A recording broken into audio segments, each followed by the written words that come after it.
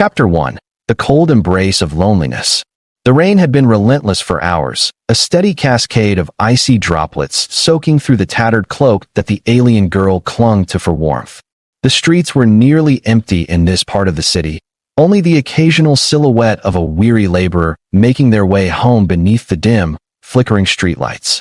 The neon signs that once advertised promises of fortune and opportunity were cracked, their bright colors now dull with grime and disrepair. This was the underbelly of civilization, where the forgotten were left to fade into the shadows, where no one spared a second glance at those who did not belong. And she, small, shivering, and so utterly alone, belonged nowhere. She pressed herself against the wall of an abandoned building, her slender fingers gripping the fabric of her cloak tighter, trying to trap whatever little warmth remained in her body. Her kind were not made for the cold. The chill seeped into her very bones, leaving her trembling as her mind fought to stay awake. Sleep was dangerous in a place like this. Sleep meant vulnerability. Sleep meant never waking up again. But exhaustion was a cruel mistress, and her body was already betraying her, her limbs heavy, her breath coming in shallow gasps. The city had never welcomed her. It had only ever offered cruelty in various disguises, scornful glares, muttered curses, thrown scraps that she was expected to be grateful for. Once, she had tried to plead for kindness, had tried to speak, to explain that she had nowhere else to go, that she wasn't a threat. But her voice had only been met with hostility, with shouts to leave, with hands that shoved her into the filth of the streets. It hadn't taken long for her to learn that words meant nothing here, that no one cared to understand. She wasn't sure how long she had been here, surviving on the edge of starvation, hiding from the patrols that would gladly sweep away the unwanted. Time had become a meaningless blur of days spent scavenging for food, of nights curled up in corners, trying to disappear from the world's view. The only thing she had left was the memory of a home she could never return to, of the family that had abandoned her to the mercy of this cruel, indifferent planet. Her people had left her behind. She still didn't understand why. She had been young, too young to remember much beyond the sensation of being carried, of voices speaking in hushed tones, of the gentle press of a hand on her forehead before she was left in the care of strangers. They had told her it was for her own good, that she would be safe here, that one day she would understand. But she never had. And now, she was nothing more than another forgotten soul, lost in a city that would sooner see her die than offer her a shred of compassion. A sharp gust of wind tore through the alley, cutting through her frail body like a knife. She buried her face into her knees, trying to will herself into stillness, to ignore the gnawing hunger that twisted in her stomach. She hadn't eaten in 2 days, maybe 3. Time blurred together in suffering, in the unrelenting weight of existence. It didn't matter anymore. Nothing did. She closed her eyes. If she slept, if she drifted into the void where warmth still existed in her memories, maybe it wouldn't be so bad. Maybe she wouldn't wake up at all. Maybe she wouldn't have to endure another day of this endless, meaningless struggle. But then footsteps. She barely had the strength to lift her head, but she forced herself to, her breath hitching in fear. No one came to this part of the city unless they had business, and business here usually meant trouble. Her heart pounded weakly in her chest as the figure approached, their steps slow, deliberate. A man, tall, broad-shouldered, wrapped in a heavy coat that shielded him from the elements. His face was shadowed, unreadable. She tensed, expecting him to pass by, to ignore her as everyone else did. But he didn't. He stopped, right in front of her. For a long, agonizing moment, neither of them spoke. She could only stare, frozen in place, waiting for the inevitable, waiting for the cruelty that always followed when humans turned their attention toward her. But it didn't come. Instead, the man crouched down, bringing himself to her level. And when he finally spoke, his voice was quiet, laced with something she hadn't heard in so long that she almost didn't recognize it. Concern. Are you all right? She didn't know how to respond. She didn't know if she could. Her throat was raw from disuse, her body weak, her mind struggling to comprehend why this man, this stranger, was speaking to her with something other than disdain. He didn't press her for an answer. He didn't demand anything. He simply reached into his coat, pulled out something wrapped in cloth, and placed it in front of her. Food. Her stomach twisted painfully at the sight of it, at the scent that drifted from the bundle, a warmth she had almost forgotten. She wanted to take it. She wanted to devour it without hesitation. But a lifetime of cruelty had made her wary, had taught her that nothing ever came without a price. She hesitated. The man must have noticed, because he didn't push the food toward her. He simply set it down, his expression calm, patient. "I won't hurt you," he said softly. "Take it. You need it more than I do." She searched his face for any sign of deception, for any hidden cruelty lurking beneath his words. But all she saw was sincerity, a quiet, steady kindness that made her chest ache. Her hands trembled as she reached for the food, her fingers barely able to grasp it. She half expected him to snatch it away, to laugh at her desperation. But he didn't. He only watched, silent, as she pulled the bundle close and took the first bite. The taste nearly broke her. It was warm, soft, real. She had forgotten what warmth felt like. Tears welled up in her eyes, unbidden, unwanted. She tried to stop them, to swallow them down like she had swallowed every other piece of pain she had endured. But they wouldn't listen. The first sob escaped before she could stop it. Then another. And then, before she knew it, she was weeping, her frail body shaking with the force of emotions she had kept buried for so long. She didn't know why. She didn't understand what had snapped inside her. But she couldn't stop. And then warmth. Not from the food. Not from anything tangible. From him. The man had moved closer, his arms wrapping around her gently, his presence solid and steady against her shaking frame. It was the first time in her entire life that someone had held her without cruelty, without expectation. And it was the first time she had ever truly cried. For the first time, she wasn't alone. The warmth of his embrace was foreign to her, a sensation she had never known, one that set fire to the numbness she had wrapped herself in for so long. Her body stiffened at first, uncertain of how to respond. No one had ever held her like this before. No one had ever touched her without hatred laced in their grip. Yet here he was, this human, arms wrapped gently around her trembling frame, as though she was something fragile, something worth protecting. She wanted to pull away, to retreat into the safety of solitude, but her body betrayed her. She sank into him, her sobs muffled against the rough fabric of his coat, the overwhelming weight of her suffering pouring out in a way she had never allowed before. It was too much pain, too much relief. The dam had broken, and now, she couldn't stop. He didn't speak. He didn't try to quiet her, or tell her everything would be all right. He simply held her, steady and warm, as though he understood that there were no words that could fix this, that sometimes, silence was the only kindness that mattered. Minutes passed, maybe longer. Time had lost its meaning in the haze of her grief. When her sobs finally quieted, when the exhaustion of it all left her feeling like an empty shell, she pulled back slightly, her face burning with shame. She had never allowed herself to be so vulnerable before. She had never let anyone see this part of her. She wiped at her tear-streaked cheeks with the sleeve of her tattered cloak, refusing to meet his gaze. I'm sorry," she murmured, her voice raw from crying. For what? His voice was calm, unshaken. For everything, she wanted to say. For being weak. For being a burden. For existing in a world that didn't want her. But she couldn't bring herself to say it aloud. Instead, she shook her head, pulling the remains of her cloak tighter around herself. The cold had lost some of its bite, though she wasn't sure if that was because of the food, the human, or the simple act of being held.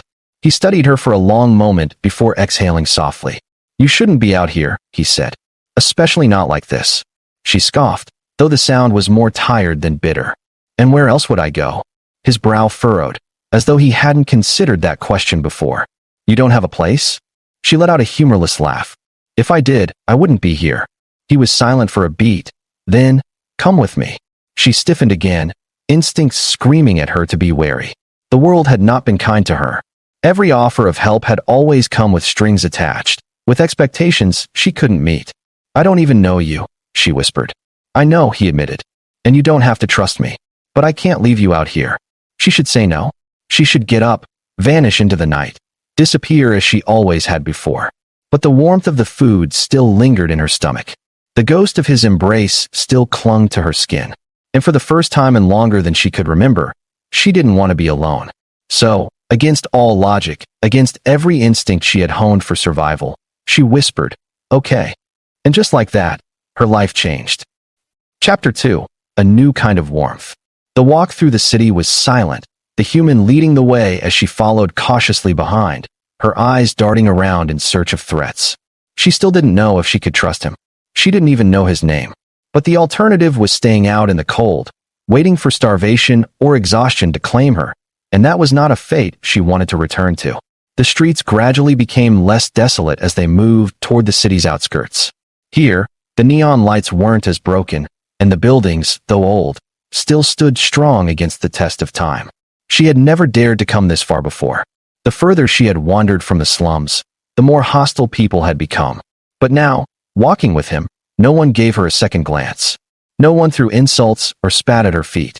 It was as if, for the first time, she wasn't invisible, but she also wasn't unwanted. Eventually, they reached a modest building nestled between two larger complexes. It wasn't extravagant, but it wasn't falling apart either.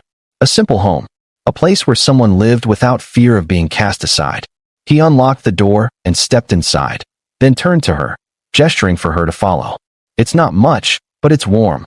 She hesitated at the threshold, her fingers tightening around the fabric of her cloak. Was this a mistake? Would he change his mind once she was inside? Would she regret this? She had spent her entire life running, hiding, surviving. Maybe, just this once, she could try something different. Taking a deep breath, she stepped inside.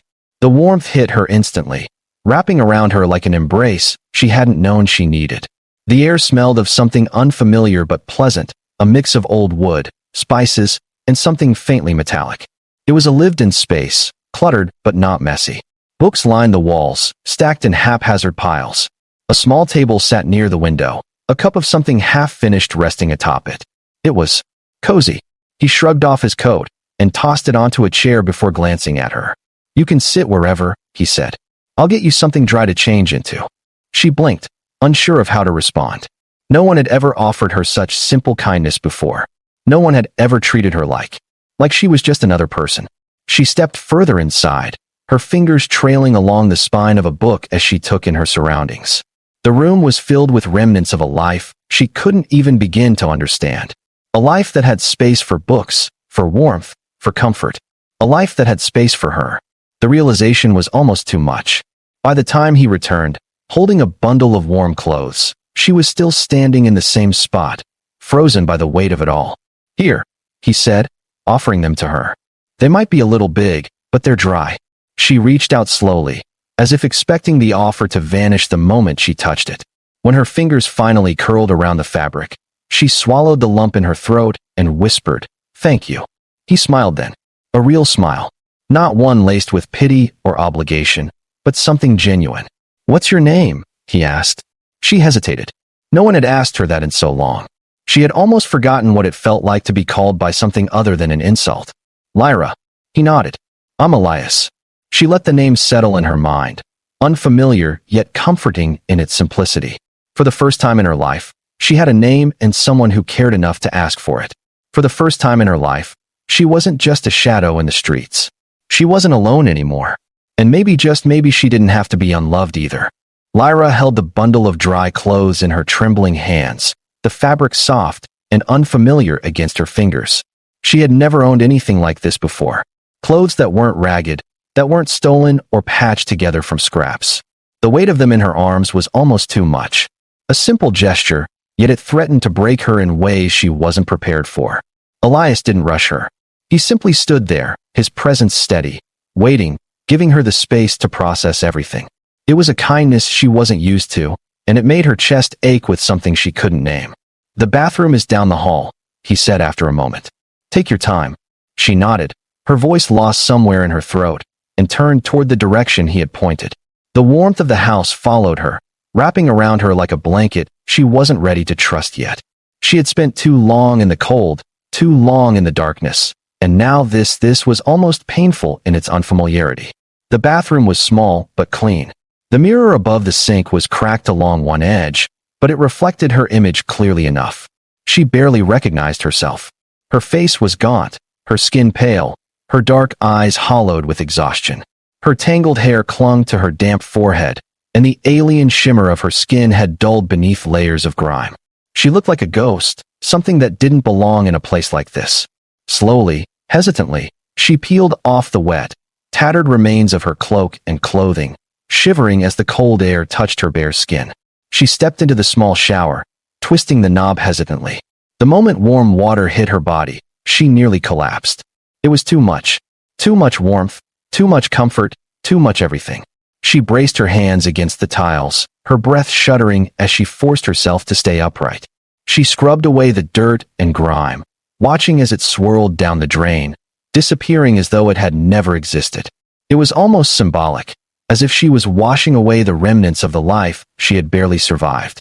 But even as the dirt faded, the scars remained thin, pale reminders of the past she couldn't erase. By the time she stepped out, wrapping herself in one of Elias' oversized shirts and a pair of warm sweatpants, her body felt lighter, almost unrecognizable. She didn't know how to feel about it. She wasn't sure she wanted to feel anything at all.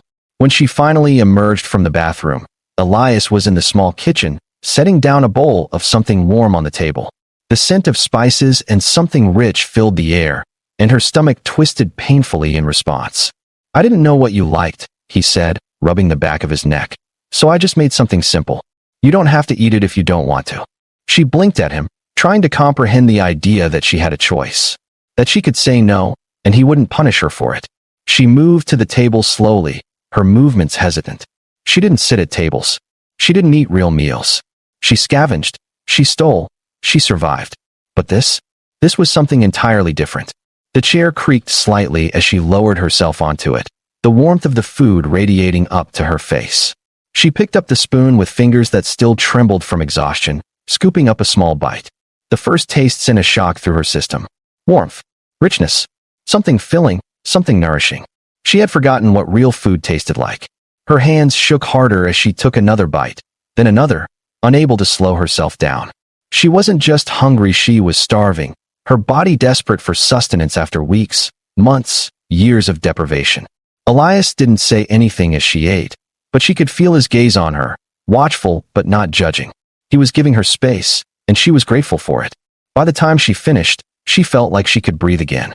The gnawing hunger that had been a constant companion for so long had finally quieted. She set the spoon down, her fingers gripping the edge of the table as she tried to find the words. "Thank you." Elias looked at her for a long moment, then nodded. "You don't have to thank me, Lyra." She wasn't sure what to say to that, so she said nothing. The silence stretched between them, but for the first time in her life, it wasn't a bad thing. It wasn't heavy with fear or loneliness. It was peaceful, and Lyra didn't know what to do with that. The days passed in a blur, each one blending into the next in a way that felt so foreign to Lyra. She had lived in a constant state of survival for as long as she could remember, every moment dictated by the need to stay hidden, to stay alive.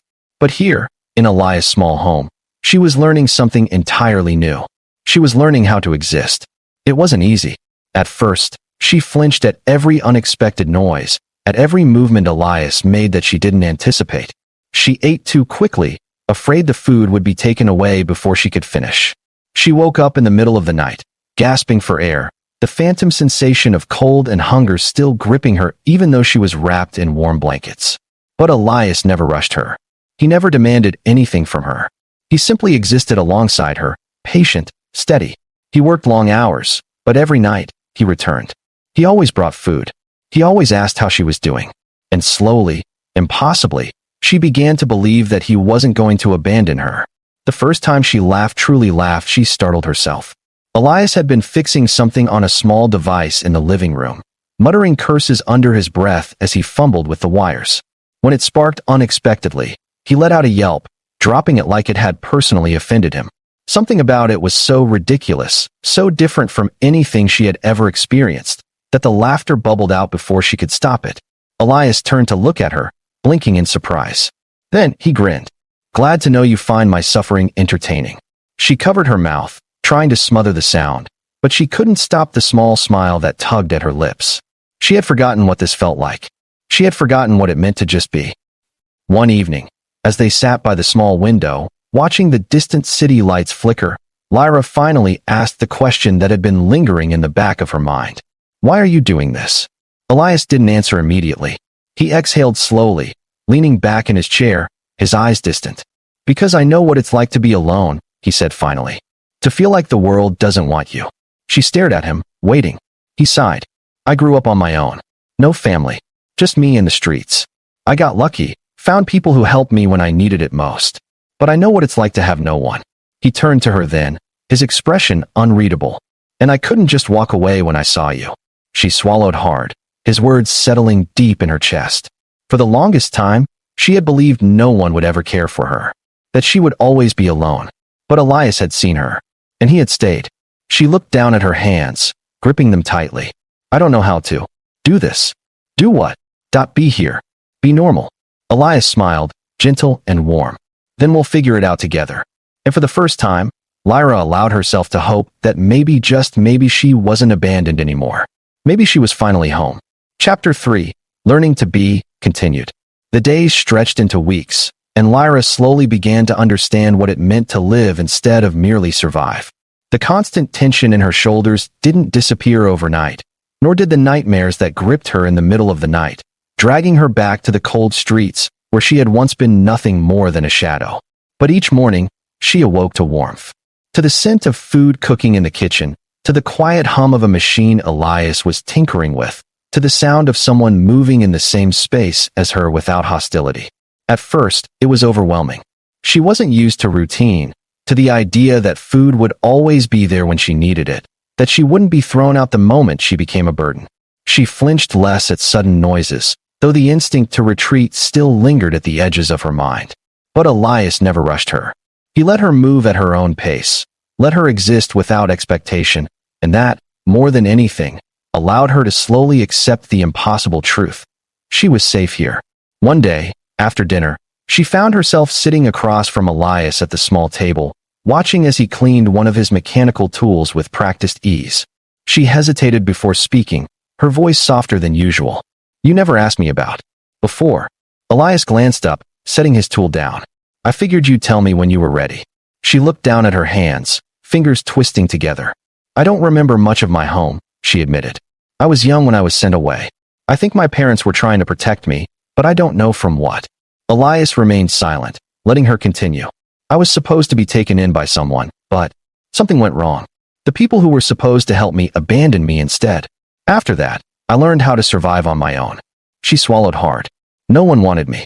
A long pause settled between them. Then Elias exhaled softly. "That's not true," he said. She blinked at him. He met her gaze, unwavering. "I do." Her breath caught in her throat. She had spent her entire life believing she was nothing more than an afterthought, a mistake, something to be discarded. But Elias had never treated her that way. He had welcomed her into his home, given her warmth, given her time. And now, with those two simple words, he had given her something she had never dared to believe she could have: belonging. The weight of it pressed against her chest, and for a long moment, she didn't know what to do with it. But then she nodded, swallowing back the emotion that threatened to overwhelm her. "Thank you," she whispered. Elias smiled. "You don't have to thank me, Lyra. You're not alone anymore." And this time, for the first time, she believed him. Chapter 4, Finding Home. As the weeks turned into months, Lyra's world continued to change in ways she had never thought possible. She began to help Elias with his repairs, learning how to fix small machines, how to recognize the inner workings of the technology he worked with. Her hands, once only used to steal and protect, now built and created. She wasn't just surviving anymore. She was learning. She was growing. The first time Elias asked her if she wanted to go outside, she hesitated. She hadn't left the apartment since she arrived. The thought of stepping into the city again, of feeling those same cold stares and whispered insults, made her stomach twist in fear. But Elias waited, patient as always, until she was ready. When she finally nodded, he simply grabbed his coat and said, "Let's go." They walked together through the quieter parts of the city, away from the crowded districts that had once swallowed her whole. The people here didn't stare, didn't whisper. She kept her hood up, just in case, but for the first time, she wasn't hiding. She was walking beside someone who saw her, who didn't want to push her away. They stopped at a small market, and Elias let her pick out anything she wanted. She hesitated at first, unsure if this was some kind of test, but when he simply waited with a patient smile, she reached for a small packet of fruit. It was a simple thing, but as Elias paid for it without question, she felt something warm settle in her chest. This was what life was supposed to be, wasn't it?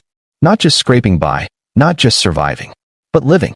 One evening, as they sat by the window watching the stars above the city, Lyra turned to Elias and asked, "Do you ever wonder what's out there?" He smirked. All the time. She hesitated before saying, I used to dream about leaving this planet. About finding somewhere I could belong. Elias was quiet for a moment. Then he leaned back, arms crossed. And do you still feel that way? She thought about it. For so long, all she had wanted was to escape, to run as far as she could from the place that had only given her pain. But now, sitting here, in this little home that smelled like warmth and quiet safety, she realized something. She didn't need to leave to find a home. She had already found one. She looked at Elias, her lips curling into a small, genuine smile. No, she said. Not anymore. Elias grinned. Good. The world outside was still vast, still full of unknowns. But for the first time in her life, she wasn't afraid. She wasn't alone. And for the first time, she knew that she was loved. She had been abandoned once, but not anymore. Because now, she had a place to belong. And she wasn't letting go.